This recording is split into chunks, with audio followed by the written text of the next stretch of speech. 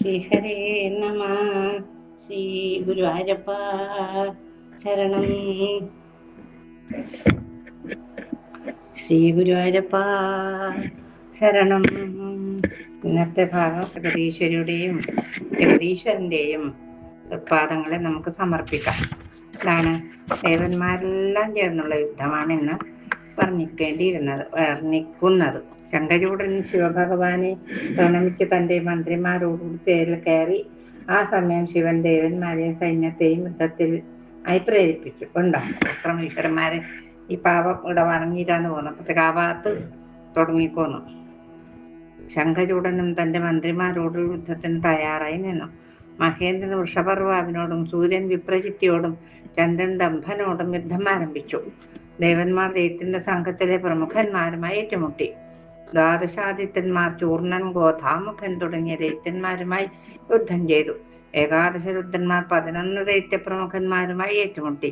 മഹാമാരി ഉഗ്രചണ്ഡാദികളോടും നന്ദീശ്വരാദികളും മറ്റു ദാനവപ്പടകളോടും യുദ്ധത്തിൽ ഏർപ്പെട്ടു. ഈ സമയത്ത് ശിവൻ സ്കന്ദനോടും കാളിയോടും കൂടി വടവൃക്ഷത്തിന്റെ ചുവട്ടിൽ ഇരുന്നു. മനോഹരമായ രത്നസിംഹാസനത്തിൽ അനവധി ദൈത്യന്മാരാൽ പരിവൃതനായ ശംഖചൂടനും ഉപവിഷ്ടനായി. ദാനവന്മാരോട് ഏറ്റുമുട്ടി ദേവന്മാർ പരാജിതരായി. അത് കണ്ട് കോപാകുലനായ സ്കന്ദൻ ദേവന്മാർക്കും ശങ്കര കിങ്കരന്മാർക്കും അഭയം നൽകി. ഷൺമുഖൻ എന്ത് ചെയ്തു? തന്റെ തേജോബലം കൊണ്ട് ദേവന്മാരെ ഉത്സാഹിപ്പിച്ച് യുദ്ധം വീണ്ടും ആരംഭിച്ചു. എല്ലാരും ആവും പോലെ നോക്കിയിട്ടുണ്ട്. പാവല്ല നമ്മളെ ശങ്കചൂടൻ. ദൈത്യന്റെ അക്ഷൗഹിണിയെ സ്കന്ദനും കാളിയും കൂടി പോരാടി നശിപ്പിച്ചു. കോപം കൊണ്ട് ചുവന്ന നേത്രങ്ങളോടുകൂടി കാളി ദൈത്യന്മാരുടെ രക്തം പാനം ചെയ്യാൻ തുടങ്ങിയല്ലോ.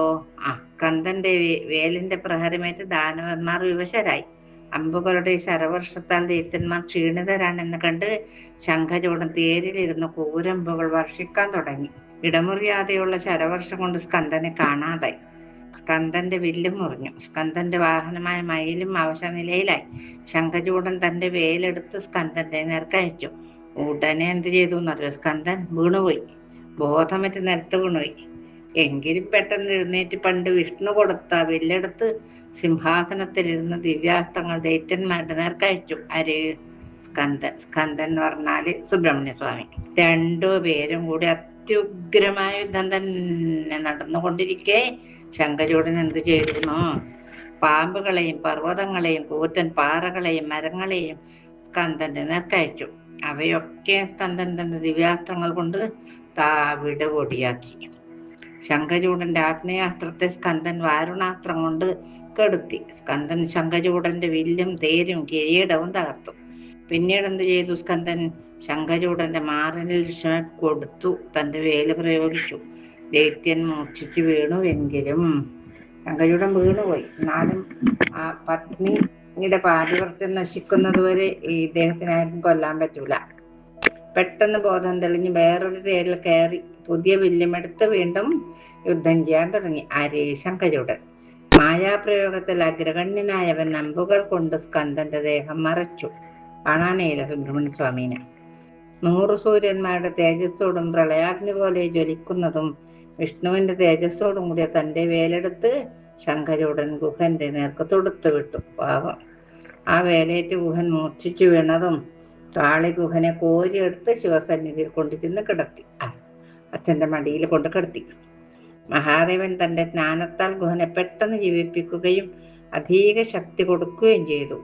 കാളി ഗുഹന്റെ സഹായത്തിനായി യുദ്ധക്കളത്തിലേക്ക് ഒപ്പം പോയി. കൂടെ നന്ദീശ്വര പ്രഭൃതികളും ഉണ്ടായിരുന്നു.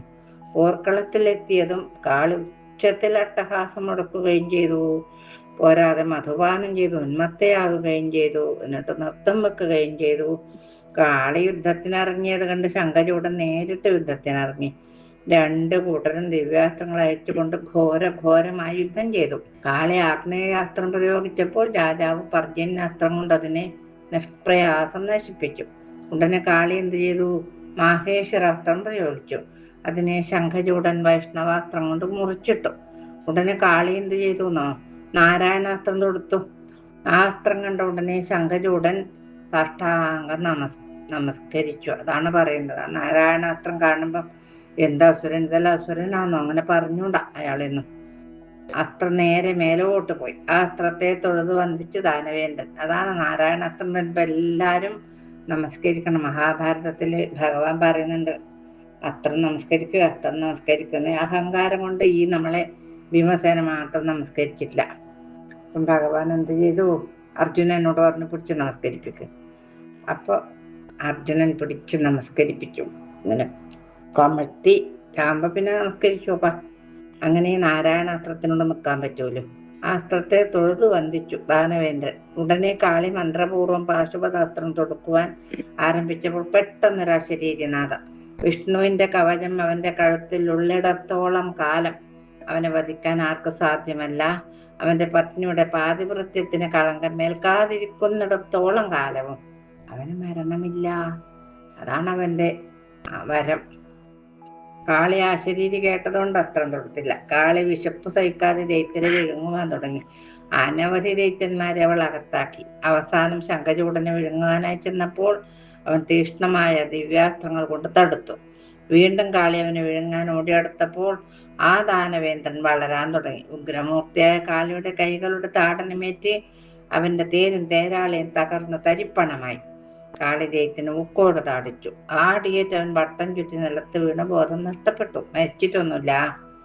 പെട്ടെന്ന് തന്നെ ബോധം വന്ന ശംഖചൂടൻ എന്ത് ചെയ്തു? ബാഹുയുദ്ധത്തിന് ഒരുങ്ങി വന്ന് കാളിയെ തൊഴുതു നമസ്കരിച്ചു. കണ്ടോ, ഇങ്ങോട്ടടിച്ചിട്ടും ശംഖചൂടൻ മാത്രഭക്തിയാൽ തിരിച്ചു പ്രഹരിച്ചില്ല. കാളി അവനെ പലവട്ടം തലക്കുമേൽ പൊങ്ങിച്ചു വട്ടം ചുറ്റിച്ചു മേൽപോട്ടേക്ക് എറിഞ്ഞു. ശംഖചൂടൻ പിന്നെയും എഴുന്നേറ്റ് കാളിയെ നമസ്കരിച്ചു. അതിനുശേഷം അവൻ തേരിൽ കയറി യുദ്ധം തുടങ്ങി. അതാണ് പറയുന്ന കണ്ട ഒരു എന്താ ബഹുമാനം. വിശപ്പ് സഹിക്കത്തറ രാക്ഷസന്മാരെ ദൈത്യന്മാരെ തിന്ന് വന്നിട്ടും വിശപ്പ് സഹിക്കുന്നില്ല. ഒരു കാളി ദൈത്യന്മാരുടെ മാംസവും രക്തവും ഇഷ്ടം പോലെ ഭുജിച്ചു, കുടിച്ചു, ഭുജിച്ചു. ശിവസന്നിധിയിൽ ചെന്ന് വൃത്താന്തങ്ങളൊക്കെ അറിയിച്ചു. മഹാദേവ, ഞാൻ അനവധി ദൈത്യന്മാരെ വധിച്ചോട്ടോ. കുറെയൊക്കെ ഞാൻ അകത്താക്കുകയും ചെയ്തിട്ടുണ്ട് പ്രഭു. ഞാൻ ഈ ദൈത്യനെ വധിക്കാൻ പാശുപതാസ്ത്രം എടുത്തപ്പോൾ ഒരശരീരി കേട്ടു, ഇവൻ അവധ്യനാണെന്ന്. ദേവ, ജ്ഞാനിയായവൻ ഞാൻ അയച്ച അസ്ത്രങ്ങളെ ഖണ്ഡിച്ചതല്ലാതെ ഒരസ്ത്രവും തിരിച്ചയച്ചില്ല. അതല്ലേ അയാളുടെ മഹത്വം? തീർച്ചയായും അതെ. അപ്പൊ കവചം അപഹരിക്കും. ഇപ്പൊ അത് നമുക്ക് നോക്കാലോ. തത്വജ്ഞാനികളിൽ അഗ്രഗണ്യനായ മഹാദേവനെ കാളി പറഞ്ഞതിന് യഥാർത്ഥ തത്വം മനസ്സിലായി. അതിനാൽ മഹാദേവൻ തന്നെ യുദ്ധത്തിന് പരിവാരങ്ങളുമായി ശംഖചൂടന്റെ അടുത്തേക്ക് ചെന്നു. മഹാദേവനെ കണ്ട ഉടനെ എന്ത് ചെയ്തു? ശംഖചൂടൻ തേരിൽ നിന്നിറങ്ങി സാഷ്ടാംഗം നമസ്കരിച്ചും ഉടനെ തന്നെ തന്റെ തേരിൽ കയറി യുദ്ധത്തിന് തയ്യാറായി വില്ല് കയ്യിലെടുത്തു. ഒരു നൂറ്റാണ്ടുകളോളം അവർ തമ്മിൽ ഘോര യുദ്ധം നടന്നു. ആരും തോറ്റതുമില്ല, ജയിച്ചതുമില്ല. ഇങ്ങനെ കുഞ്ഞുങ്ങൾ കളിക്കുമ്പോൾ അങ്ങോട്ടും ഇങ്ങോട്ടും അമ്പെയ്ത് കളിക്കല്. അസ്ത്ര താഴെ വെച്ചു. ശംഭു അസ്ത്രം താഴെ വെച്ചു. അതുകൊണ്ട് ശംഖചൂടനും ആയുധം താഴെ വെച്ചു. ശംഭു കാളപ്പുറത്തും ദൈത്യം തേരിലും ഇരുന്നു. ഇതിനിടയിൽ എന്തും സംഭവം ഉണ്ടായത്? യുദ്ധത്തിൽ മൃതരായ തന്റെ ഭടന്മാരെയൊക്കെ ശംഭു ജീവിപ്പിച്ചു. ഈ സമയത്ത് ഒരു ബ്രാഹ്മണൻ ദീനനായ യുദ്ധക്കളത്തിലെത്തി. ശംഖചൂടനോട് പറഞ്ഞു, ദാനവേന്ദ്ര, എന്റെ ആഗ്രഹം സാധിപ്പിച്ചു തരണേ. അങ്ങ് ധാരാളം സ്വത്തുക്കൾക്ക് ഉടമയാണല്ലോ. ഞാൻ ചോദിച്ചത് എന്തും തരാമെന്ന് സത്യം ചെയ്താൽ ഞാൻ എന്റെ ആഗ്രഹം പറയാം.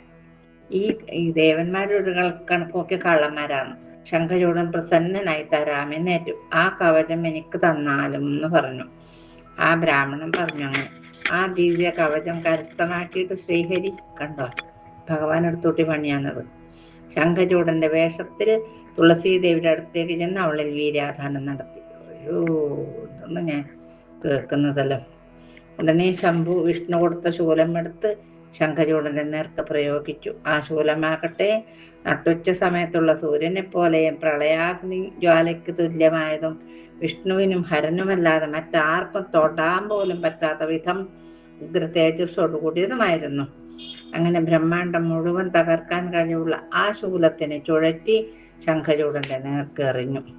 ശംഖചൂടൻ തന്റെ ചാപം താഴത്ത് വെച്ച് ശ്രീകൃഷ്ണ ധ്യാനത്തിൽ മുഴുകി യോഗാസനസ്ഥനായി. എന്ത് നല്ല ആളുകളെ! അസുരൻ എന്നെല്ലാം പറഞ്ഞിട്ട് യാതൊരു കാര്യവുമില്ല. അതിസുന്ദരനുമാണത്രേ.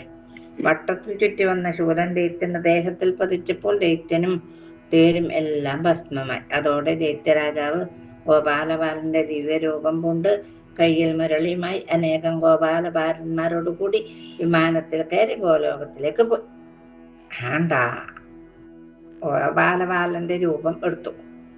വിമാനത്തിൽ നിന്നിറങ്ങിയ ഉടൻ അവൻ വൃന്ദാവനത്തിലെ രാസമണ്ഡലത്തിൽ ചെന്ന് രാധാകൃഷ്ണന്മാരുടെ പാദങ്ങളെ നമസ്കരിച്ചു.